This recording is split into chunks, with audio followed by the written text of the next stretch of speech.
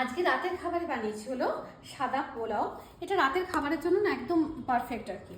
এটা আমি একজনের বাড়িতে খেয়েছিলাম, খুব ভালো লেগেছিল বলে তাকে জিজ্ঞাসা করেছিলাম কিভাবে বানিয়েছো, সে বলেছে, তো সেভাবে আমি বানিয়েছি।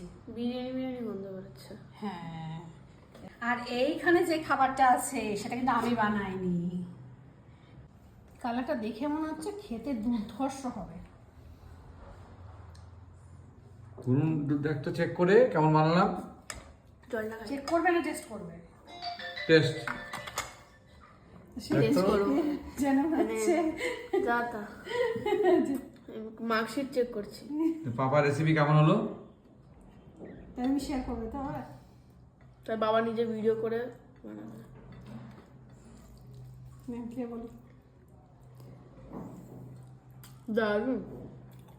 আর শেষ পাতে খাওয়ার জন্য আছে হলো ডেজার্ট, এটা হলো ডিমের হালুয়া। তোমরা কে কে এই ডিমের হালুয়া খেয়েছো অবশ্যই কিন্তু কমেন্ট করে জানিও, খেতে কিন্তু দুর্ধর্ষ হয়। তো আজকে মোটামুটি এই দিয়ে হবে আমাদের রাতের খাওয়া দাওয়া। তো চলো শুরু করি। শুভরাত্রি।